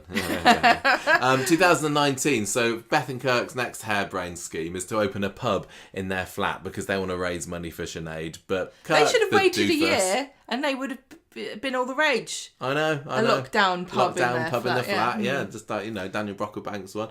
But just to be clear, that was totally a lockdown one. He didn't invite people to his flat. Oh no, not at all. No. He ends up, Kirk buys alcohol-free beer, so it all goes wrong. And I think that was the last time that we got to see this flat. Sad. Gets warmed in, never seen again. Warmed in? Yeah, that's what happens when you have a flat warming, isn't it? Sinead gives birth to baby Bertie by cesarean at that point as well. So Auntie Beth is a proud auntie-in-law or whatever. I think, and that was really sweet. And Beth has been fiercely protective over Bertie, hasn't she? She's a family woman. Because she's not like the idea of Daniel sometimes getting close after Daniel split up with Sinead because he started fancying Bethany up. Well, no, he split up. He didn't split up with her. She died, but he started going after Bethany, and Beth for a spell didn't like Daniel having anything to do with Bertie at all, because he was the enemy in her book, and she was so fiercely family loyal. And it is a shame that she's not going to get to see a whole lot of her little Bertie growing up. I'm sure that we will hear about Bertie and Daniel going to visit Beth every now and then.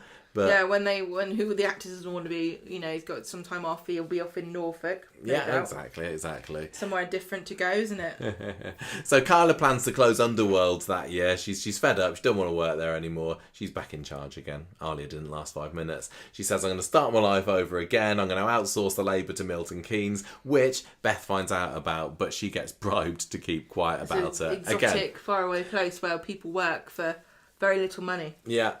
Factory girls find out about this, send Beth to Coventry when they find out that she knew all along, and yet again. So where are they going to Milton Keynes or Coventry? Shut up. So Beth again thinking about herself in the over her colleagues. We also had Beth partially involved in the factory roof collapse story that year. She's the one that's sewing up Rana's wedding dress on the day before the roof collapse, and she says to Rana, come and get it, it's done. Bet she wishes she didn't do that now. Whoops. What else did we have? There was a story, again, another scene. Everything in Beth's stories is just individual scenes. There was a funny one where Bertie gets brought back to Coronation Street from the hospital, and Beth is overheard on the baby monitor dissing Claudia. Do you remember that? Because Claudia was going out with... No, she wasn't going out with Ken, but she was just good friends with Ken. And Bertie is in his cot in another room. Beth goes and tells him about what what a toffee-nosed cow Claudia is. Claudia hears about this and is of course affronted, but it does bring her and Ken together. So there we go. More family arguments ensue later when Beth poo-poos Sinead's idea of having a naming ceremony rather than the traditional christening. And we find out that the Tinker clan in general are fairly religious, which is something that hadn't come across at all in Beth, but Beth was absolutely pro-traditional christening, which is interesting considering that I don't think she really wanted to have a traditional Christian wedding, but just because we needed to have a drama and a spat between Daniel and somebody, Beth was brought into the no naming ceremony. That's a load of tosh. Let's just go traditional here. So because Ken is standing by Daniel, Beth decides to report Claudia for not picking up after Eccles. And do you remember Ken getting very affronted at the christening ceremony when he says that when he sees the photo that Beth takes of a big pile of poo. And that really did, that quote at the time kind of summarised, I think, what we were feeling about this story. Beth, again, going behind her family-in-law, being a bit of a sneak, trying to get people in trouble. Even just as part of her exit storyline, it was her sneaking and poking her nose round corners, didn't it? When she was snooping on Kit and Sid. Sid? Yeah, Sid, the t-shirt man. Oh yeah, I mean, I like Beth. I think, she might actually be the one that's most like me. I think you might be right. Maybe you need to get in there now. Maybe there's an opening for... She's actually really horrible.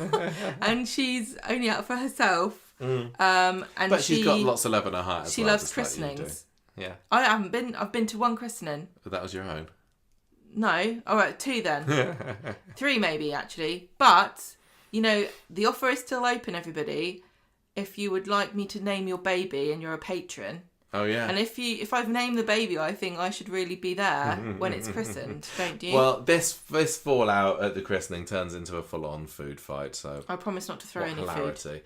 This was the year when Kirk decided, and again, a good job he decided to do it in 2019 and not 2020, to become a professional singer, because he's the entertainer at Bertie's christening. This is when he does his "My Soul, Your Soul, Our Souls" song, and then he's I quite like this, and tours the country for a bit. So Beth is left on her own very weird. and missing him. Yeah, Beth gets herself into a bit of hot water when the Gazette takes one of her photos of Bertie, puts it in the finals of the photo competition with the caption "Where's Mummy?" Sinead, who is a little bit on edge at the moment because she's thinking, "Oh gosh, I might not see him. I might not. He might not see me grow up." Having "Where's Mummy?" as a caption is going to be naturally quite upsetting.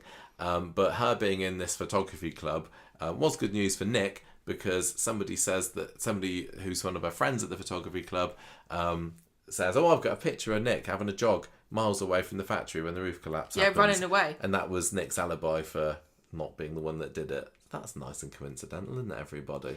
I know, but I don't... Okay. Do you remember this story next, when Kirk came back for a bit and he had an itchy bum? This was how low some of these Kirk and Beth stories. We had a big pile of poo earlier in the year. This time he comes back.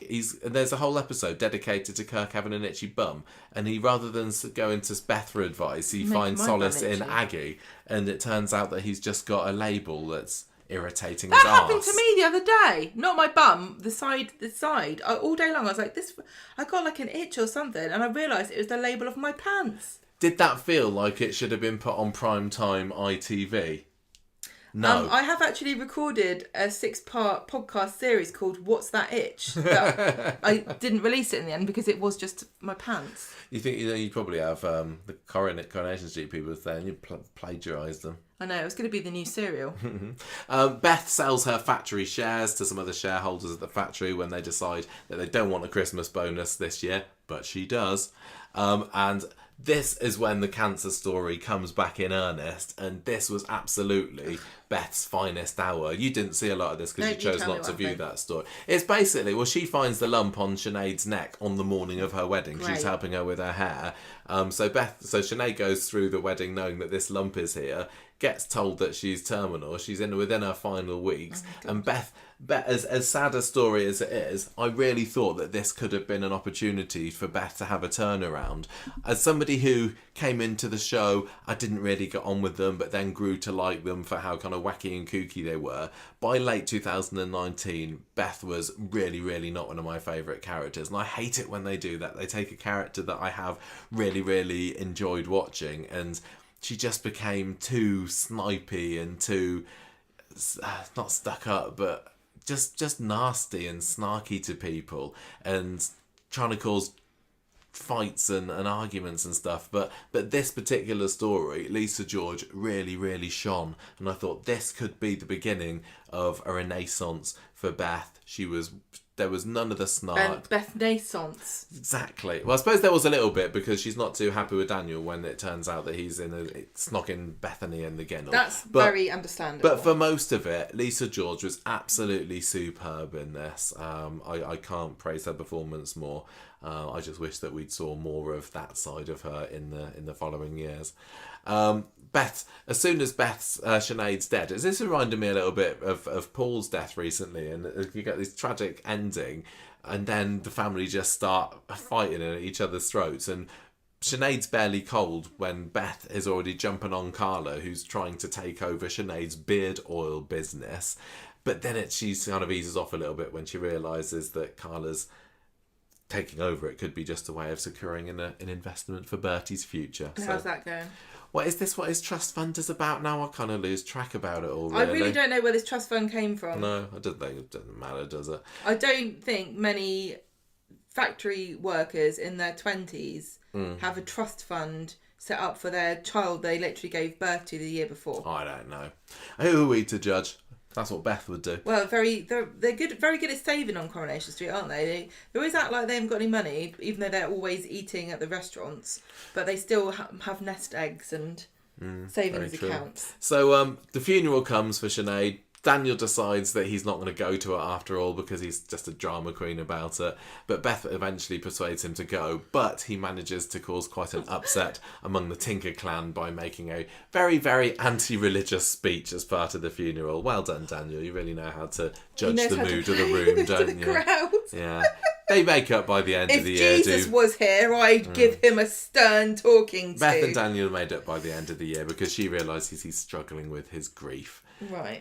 And yeah, then it's kind of from this point onwards in 2020 we've seen less and less Beth. Obviously 2020 was when COVID struck, and lots of actors. You said so many trivial words. Doesn't matter. Doesn't matter. I'm sorry if you've been triggered by any of this. COVID's I know. gone, I'm talking about the advertising. So. Yeah, lots of actors had to shelter during this time. So we had Sheryl Lee Houston, of course, because of her condition. We had all of the over 60s or over 70s? I can't remember. Couldn't be on it anymore. Yeah, but then you had other characters for other reasons. And I don't think at the time we were really clear about why we weren't seeing quite so much Beth. Well, this is personal business. Yeah, but she's spoken about it. People choose to share. Yeah, exactly. So we don't she has now. tend to talk about it unless it's been shared. I'm just reassuring people here. Yeah. We only really talk about health issues that actors have felt comfortable sharing publicly. Yeah. And Lisa George has since said it's because of her diabetes, and she couldn't risk going in once filming restarted. Yeah. So once COVID began, we did get a little bit of Beth at the beginning of the year, but once kind of lockdown happened, we didn't see her until October. Because don't forget, in and then from November Street, onwards, we didn't see her again. COVID didn't really happen. Exactly. It did happen a little bit, but there wasn't any COVID stories. Yeah. So 28 episodes in 2020, we got to see Beth. Do you want to give us a very quick rundown of what she got up to that year? Well, she goes to Scotland with Daniel to look after Bertie. He goes there because he embarrassed himself by calling Bethany Sinead. When he proposed to her. Great job. Yeah, so Beth, not only has she rebuilt bridges with Daniel following the post-death fallout, they've decided to go and live together. Yeah, make a reality TV show about it. With them in April. Yeah. But by the end of the year, they're back in Weatherfield, and she is mad at Craig because he put his life at risk during Scott's attempted robbery of the bistro because he fancied Faye. Yeah, and that was all we saw of Beth that year. But it was the time when Lisa George opened up about her health issues, being it was not just about having type 2 diabetes, but also about the fact that she's partially blind in one of her eyes. She got hit by a piece of rope once. We've talked about this on the podcast before. And in the years since, she's had really poor peripheral vision. It sounds awful, but apparently Corrie have been incredibly accommodating of this. Lisa has said that Corrie's said, look, don't worry, we're going to help you with anything you need. She was worried about the night shoots because literally walking around, she sometimes can't see the edges of the pavement. But everyone at Corrie, I know, everyone at Corrie's been very, very helpful. There was also a time she's spoken about where she had to come down some stairs and she was like, I can't see these stairs. They were fake stairs. Can we think of a different way to the direction of the scene works? And the director was like, yeah, that's fine. So that's really nice to hear that despite this, what I imagine is quite debilitating at times condition, Corrie have been incredibly accommodating. She said at the end that now she's gone, that this is one of the reasons why she wanted to leave Corrie, to try and experience some other things and try acting in some other projects, because there is a real possibility, she said, that she could go completely blind, and she wants to try a load of different things before she does. I mean, I hope that she doesn't, and it doesn't decline. Opportunities to do things. Yeah, absolutely. 2020 was also, again, related to her health issues. She decided that she wanted to do a little bit of keep fit in 2020. She's and so she did dancing on ice. That well-known Keep Fit programme. Yeah, she came fifth. And she had a couple of bumps and falls, but she did pretty well, actually, in the end. And then that brings us to 2021. Again, barely saw her at all. If you remember, early 2021 was when we went into the second lockdown. So Beth returned to the show briefly in the previous of October, but in 2021, 15 episodes was all we got from Beth between July and the end of the year. Out of all the adult regulars, Izzy was really the only character that we saw less than Beth. Izzy was in 12 episodes in that year. And the only thing I could really find from doing a bit of digging was that she did of note was try to get a promotion at Underworld, but then Carla says, look, Johnny, can you come back to Underworld for a bit and you can do some of the job? Beth, so this is the other thing. When I was looking through Corriepedia to do my research of Beth, and I was doing Control F and Beth on the page, and I was getting an awful lot of Bethany's on there that I was having to tab my way through. But yeah, Beth's definitely got a bit of ambition in her final years, doesn't she? Yeah. She wanted to be like the supervisor. She wanted a little bit more power.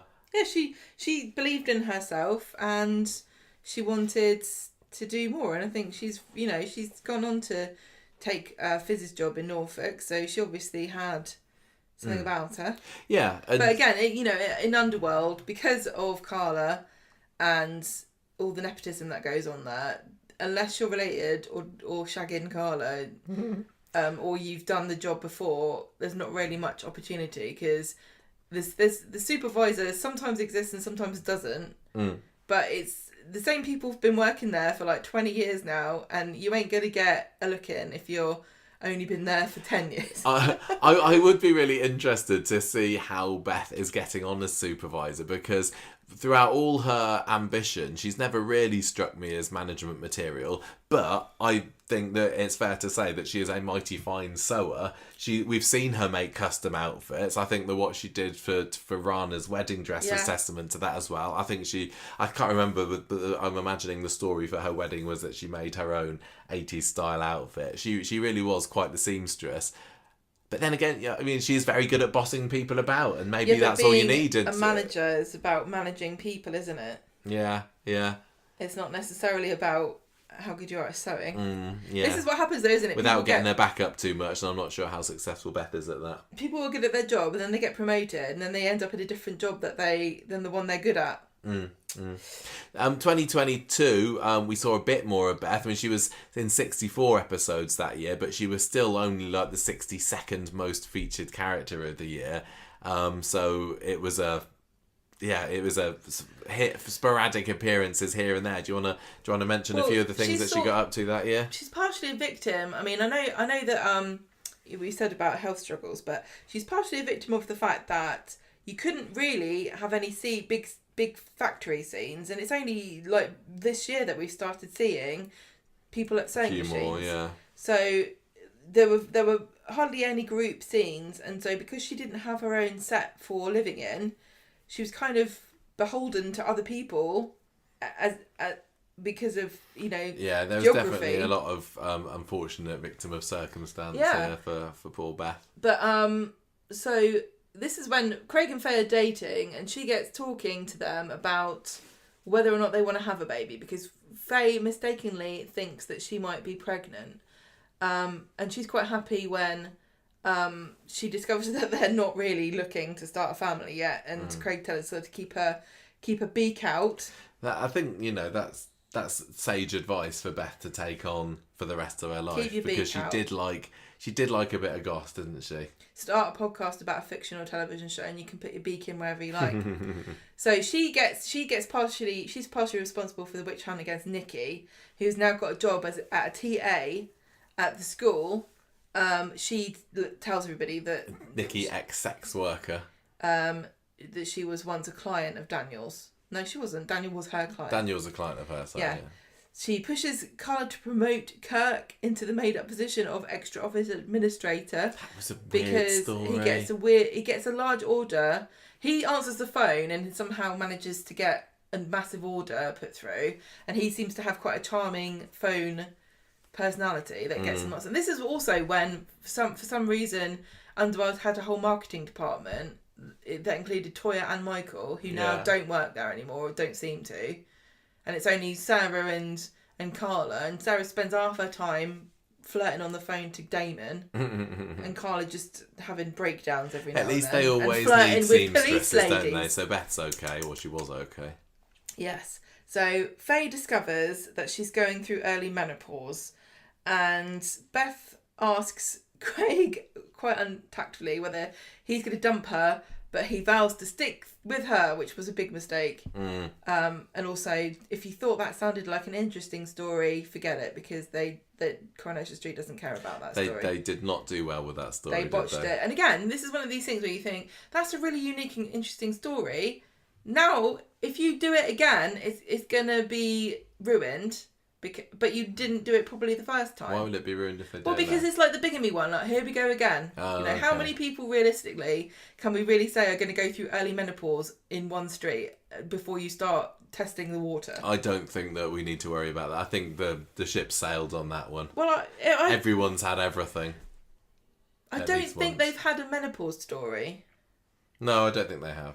And it's definitely, at the time, coincidentally, Coronation Street did tap into something that was quite relevant without realising that's what they were doing, because, you know, Davina McCall had all that stuff, and it became a bit of a buzz thing for people to talk about their experiences, and Coronation Street really did not make any use of it whatsoever. No. Which I guess it was too late at that point, because they'd already moved on, and they're, you know, working in 8 weeks in advance, and that's just for the filming, let alone the scripts. What a missed opportunity. That's one of those things that it was such a small story, really. Yeah. Could have been bigger. But it really bugged me. I think because it was Faye, and I think by that point Coronation Street had decided we really don't know what we're doing with Faye. Equally, Let's throw her a bone with a bit of story, and then we'll stick her in prison for 9 months, so we don't have to think of any other scenes for her. Right, so she also gets annoyed when Bertie calls Daisy mummy. And then she sees this John Stape books come out, and she wants to get the goss out of it. And here's the goss. You can't even open it. Yeah, it's just a block of wood. As we have one in our possession. We do. This is, again, Beth being completely tactless and not being afraid of... Just blurting stuff out, whatever she thinks, whatever crosses her mind, she'll say it. And Carla has to give her a warning, and everybody, not to talk about it because of Fizz getting upset. And then she helps alter the hideous wedding dress that Gemma helped her own choose for Fizz for the surprise Christmas Day wedding. Oh, lovely. 2023, so we're up to last year. This was mostly... Okay, didn't warm us to Beth anymore, because the main story is about when she slapped Hope and then split up with Kirk. So this slapping storyline started when Peanut, who's had his first story in about 10 years, supposedly killed Hope's pet chinchilla. Hope then tries to get her own back on Peanut by pretending that he's bitten her. And then she uses the Vin Diesel the Weasel, doesn't she? Awful. So Beth ends up slapping her when the truth comes out. And I remember when this was happening, and Hope was claiming that Beth had slapped her, but we didn't see the slap, did we? And I think it might have been a week or two later when Beth gets her down a side alley and it's like, look, you keep your mouth shut about that. So this character that at one point I think was supposed to be lovable is now going around slapping children. And I know it's Hope, and I know that she's a bit of a madam, but she doesn't deserve a slap. And she tried to get her pet put down. If somebody tried to put Abby down, I know, but you don't. You shouldn't. You shouldn't. There was no reason or justification or anything for Beth slapping Hope, and it just made her feel like even worse a character. Well, I'm glad you said that. So she gets involved a little bit, again, another little side project with Nipper Snapper when Sarah and Michael need her to do a little bit of late night stitching just to show how industrious she is, and also in it for the extra cash, I'm sure. The slap story carries on because Hope tells Sam about it, and then it all comes out when Hope flinches when she's having a bit of a telling off from Fizz and Tyrone, and she's like, no, don't slap me. And they realise that, Beth did slap her. Beth refuses to apologise at first as well, but then she's convinced to write her a letter of an apology. Unfortunately, because, as we said, Kirk is a very upstanding chap, he thinks that this has gone too far, and he decides to leave her. He moves into the spare room because she lied. Yeah. Not because she slapped a kid. Well, it's the slapping and the lying, I think, that he doesn't like. So Beth's trying to apologise to him and say, look, I still love you. She even produces this memory box that she's been collecting with little Beth and Kirk memories from over the year. But sadly, there's also in this letterbox a letter from her ex, Marco, in there. I also really loved the way that Beth said Marco. Well, how did she say it? Like I said, like Marco. Did she? You say Marco. You say Marco. I think there's only. I think there's only one way of saying Marco. But it doesn't. Doesn't it sound posh? I don't know. Does it? Marco. So this Marco story, this was a difficult one for me to watch because I think that Marco and Beth actually did have some quite nice on-screen chemistry. Because Marco coincidentally turns up in Weatherfield after then. He's come back for a school reunion because apparently one school reunion 10 years ago wasn't enough for this lot. And they end up spending a bit of time together. He starts to make the move on her, but she rebuffs him. He's like, no, I can't. I got my Kirky. But then he doesn't relent. So she's like, well, okay, then let's have a secret date together. I enjoyed this. This was when she went to the bistro. Do you remember? No, it was Chariot Square Hotel, and Jackson and Miley were having a secret date there as well. And they both kind of were a bit. They had to keep each other's secrets for a bit. But as much as I am often against affair storylines, that was quite juicy. And like I said, Beth and Marco did seem to have quite an exciting relationship there, and I think by this point it had grown a bit stale between her and Kirk. Well, her and Kirk were just in a cycle of sulking at each other. Well, the whole thing about Beth spotting Faye and Jackson in the hotel all comes out when Craig has his hooray I'm in CID now for a bit secondment party. So that causes a load of drama. Beth just goes around making people unhappy, I think, by purposefully saying things or revealing things that should stay quiet. She also reports Gemma to the social services when Bertie's hospitalised when he downed some of her antidepressants. That was mean. Yeah, and she's also kind of then tangentially involved in a couple of other stories towards the end of the year, including being moany at the cafe, which excellent customer service person Lauren is able to deal with, which is what gets her the job there. And then also she's nearly involved in a car crash when Tim falls asleep at the wheel when he's transporting Beth somewhere, and he's in the middle of all this. Do you think flashback drama post Stephen Reed? Tim fell asleep when he was reading what he was going to get up to in 2024. Yeah. Nothing. Beth quits Underworld after she discovers there's no money to pay them thanks to Stephen stealing it away. But she's tempted back by a bonus from Carla to help her get her order completed on time. So this was around this time that the rumours started that Lisa George was leaving the show. Yeah. So she did some interviews in September 2023, and this is when her contract was renewed last. And she as part of the well done, you got your interview, you got your contract renewed chats. She was asked about other roles she'd like to do, and if she wasn't in Corrie, and she said, I'd like to do something like name the midwife, call the midwife, name the midwife. I think I've got the roles mixed up. Usually the baby is the one that gets the name. Call the midwife, and then this leads to tabloid reports saying, she wants to leave Coronation Street, and Lisa George is like, no, I'm not leaving. And besides, Beth would never leave Kirk. So this was just a year ago. She was saying that Beth would never leave Kirk, and she's not the one that's decided that Beth has left Kirk now. But it does make me wonder what Lisa George thinks about the fact that they have split up. December though.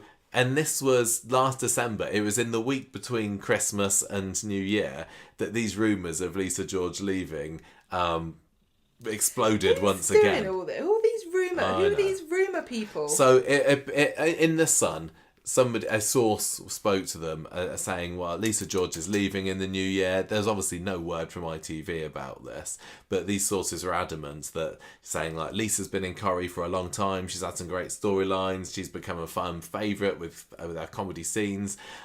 She loves Corrie, and it's in her bones, but she feels now is the right time to move on and take on new challenges. Absolute radio silence from Coronation Street about this. But the thing with these types of reports in the Sun now is, 95% of the time they're true, aren't they? So I think most Coronation Street fans went into 2024 thinking the Sun this knows... is somebody on the Sun knows someone in Coronation Street, or there's somebody in Coronation Street that is happy to speak to the Sun, and I really weird. I'd that like it's them always to the be Sun. cracking down on it. Maybe the Sun of them, or I know, but yeah, and it must just be that. Oh, is it always? It's pretty much always the Sun that these stories come out in. But so we were like, it sounds like Lisa George is leaving, but then that she put something up on her Instagram, just not long after that, saying, "I've just renewed my contract again," and the fans were like, so she is she not? But clearly that must have just been to take her 6 months or whatever to the end of her storyline contract. Oh, this is so difficult too. This is one of the challenges in the modern era for Coronation Street in general, especially with guest stars who are doing small stints, like someone like Callum Lills or even, I forgot who plays Lauren. Kate Fitton. Because they are actors who have to get jobs, and when they when they leave Coronation Street, quite often they'll be looking for business and getting headshots and things. And you can normally tell who's leaving by who's getting headshots put on their Instagram. Well, somebody got their headshots put on the Instagram just last week, and it made me think, were they leaving then? Yes, indeed. But I can't remember whether Lisa got headshots put up at this point. But how much can you really expect an actor to not to jeopardise their own future possibilities? Because if you don't jump immediately on your next gig, you could be left behind, because there'll be buzz when you leave. Yeah. People will be talking about you as an actress or actor, so you better quickly get another job off that buzz. But if you're not allowed to say or look for a job because it's a secret that you're leaving, see, I guess this is why the big names get paid more, because they've got a buffer then, don't they? Yeah, that's true. 2024, Gemma, Beth's final year on the cobbles. What's she been getting up to? More sneaking about after hours in the factory. It's another similar name, isn't it? Betsy and Beth. Yeah. And Bethany. I think one of them had to go. So Betsy spots Beth sneaking around in the factory after hours, and then finds out she's been sewing labels onto fake designer shirts because she wants some extra cash to have a secret wedding that Kurt doesn't know about. As soon as this story started, I think that the people who had seen the rumours of Lisa George leaving last year were like, This is an exit storyline, isn't it? How's this going to end in her leaving Weatherfield for good, leaving her precious son, who the apron strings have barely been cut, leaving her Kirky, leaving her Peanut. So what happened? Well, this is another challenge, isn't it, about writing and storylining, because you don't know what the viewers are going to know. and you don't know what's going to leak, and you don't know what's going to get marketed or promoted or spoiled. So I imagine that there were two groups of viewers taking this storyline completely differently, because one half doesn't know, well, not necessarily half, but, you know, some people didn't know that she was leaving and are probably thinking, oh no, maybe this wedding will be jeopardised and she and Kirk will break up again, or something will happen. Or some of them were probably thinking, oh, that's really sweet, we'll get to see a wedding. And the other half are going, well, obviously she's not going to get married if she's leaving the show. Exactly. This is obviously her exit storyline, because she's up to no good, she's going to get caught out. Yeah. So what a challenge it is, you know. And we're really critical, obviously, of Coronation Street, but it's such a difficult show. I don't know how they do it. But so the story goes that she's doing this secret work, and so Beth has to allow Betsy to help out and get a cut of this money. Yeah, otherwise Betsy's going to dob her in. Because everyone knows Betsy loves the blackmail. Izzy gets enlisted because Beth looks up and sees how much this wedding's actually going to cost. And, you know, if you're selling these t-shirts at a knockoff price, I don't know, and you're getting a cut of the... Yeah, you're not going to get very much. How many t-shirts would you have to sew to get a destination wedding? Surely tens of thousands before you even make a dent in it. So Kirk innocently tries to deliver a t-shirt order, and he picks up a box, not realising what it is. And then the recipient's like, why have you sent me a bunch of knockoff t-shirts? And Carla has to smooth everything over, but Beth ends up resigning when she gets confronted about this. Then she gets caught by Kit and Craig trying to deliver these t-shirts to Sid, who's the guy that recruited her to do this in the first place. Kit lets her off because he's going to get in on the scam later. Is he still in on that? I don't actually remember. I don't know who he's got. I can't know. It causes a fallout between Beth and Craig, because she gave him the money that she'd earned to hide it from Kirk, and now he's been harbouring money from stolen goods, which is a big no-no, even if you're not a police officer. And Kirk finds out about all of this and leaves Beth. So Beth gets blackmailed to leaving Weatherfield after she catches Kit doing the shady dealings with Sid. Kit reveals that he's got dirt on Craig, and he's going to reveal it if she stays in Weatherfield. And so she went. So she goes. Yeah, Kirk tries to propose in one of her last episodes, doesn't she? But which is kind of sweet, but she then's like, oh no, I can't. In fact, I've got to go. The thing is about it is that really Kirk should have gone as well. I think that this could have been a good opportunity for Kirk to go, because it doesn't sit right with me. As much as I'm saying, well, they're not exactly a classic Corrie couple for the ages, are they? I think it probably would have been a much more positive ending if they'd have them go off into the sunset together. There's been so few Corrie characters that have left together to go into have a happy life somewhere else. Lloyd and Andrea did, but there's never I can't think of any time when two actors have both decided to leave at the same time who happen to be dating on screen. You know, like with like who you just said, Lloyd and Andrea. You know, Hayley Tamadan didn't want to go. No. But she had to go because they decided. I mean, well, it's a bit, if you scroll back a little bit further, you had Derek and Mavis, because he wanted to stay, didn't he? Whereas Thelma Barlow wanted to quit. Yeah. She agrees to stay for an extra little bit longer. Brian Park comes in as the new producer. Says, well, Derek needs to go. And then Mavis went, and then we lost both the Wiltons in the space short of a very short time. Yeah. But yeah, they certainly didn't have a happy ending.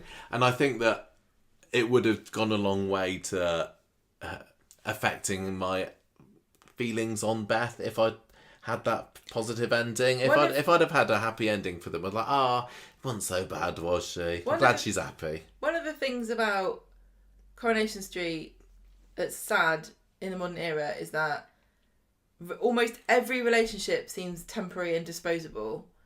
Even biological families, you know, like Simon and Peter, I'm off, see you later. Relationships, unless the character dies, like, you know, with Julie Hesmondhalgh putting her foot down and saying, no, I've got to die, Hayley has to die because she would never leave Roy. it's a real big sacrifice because it means you can never come back. And I'm sure they would have had Hayley back a million times over if that's what Julie wanted to do. Yeah. So shutting the door on it is a big thing to do. But yeah, just the downside of the sort of the very large cast and people coming and going and how pressurised the job seems to be compared to how it used to be. It just seems like everything's and people don't really care. Like I would, if you said to me I'm going to Norfolk, I'd go, well, how are we going to do that then? You know, I wouldn't be like, well, you better go without me. I'm not coming. Yeah. And if you were like, well, I've got to go alone, I'd be super suspicious. I can't remember. Doesn't make any sense the way people act on this show. There was something that somebody says to Kirk not long after Beth leaves that kind of makes him realise it's for the best, and it just felt a bit like. I don't even think Kirk's that dense to realise that actually it's okay. He's been going out with this woman for over 10 years and there's just nothing. He's already made his little badges for his Singles Who Mingle club, hasn't he? And it's just really sad and it's an unfortunate side effect of the realities of life. And the realities of soap where people sometimes want to move on. Yeah. So what's kind of your overall, now we've been through the vast majority of our main stories, if you can even call them that, what are your final thoughts towards Beth? How do you think that she's going to go down in your personal Corrie annals of characters? My personal annals, I think I've seeing an overview of her stories, I actually admire her more now because That's good. I like how she was never just a boring cookie cutter character who was just a goody two shoes and did the best all the time and was trying and just goes, you know, because a lot of people on Coronation Street, when they do something bad, it's because they've been forced to by circumstances and they didn't mean it or somebody made them do it or they were blackmailed. Whereas Beth is just like, well, I guess I'll just counterfeit some t-shirts or I guess I'll just have an affair with this guy because he's hotter than Kirk, or you know, I'm just gonna slag off this dead guy because I think he shouldn't have killed himself. Like she just is a kind of morally grey character, and soaps really need people like that. And she was also very ambitious, and she was also very money orientated, and I think that that's kind of like, you know, akin to being an evil person in Coronation Street's eyes, because everyone's supposed to be so pure and wonderful. You're absolutely right that Corrie and all soaps do need that kind of character who's going to say things that maybe aren't completely the most tactful or diplomatic. But I just think it was the fact that towards the end Beth was a big cow. Yeah, I mean it's not. But she was also quite kind of whiny in it, wasn't she? And I can imagine her just kind of being. They made her too much of a child. I could picture her like in a primary school classroom and being like, "Oh, that's not fair. I want this." She was very kind of throw the toys out of the pram when she didn't like something, didn't she? You're just kind of making her seem more like me, and therefore I like her more. But there's been lots of more likeable gossips in the past, like Percy Sugden and what? Well, he liked to keep abreast of the news, didn't he? Yeah, but he wasn't likeable.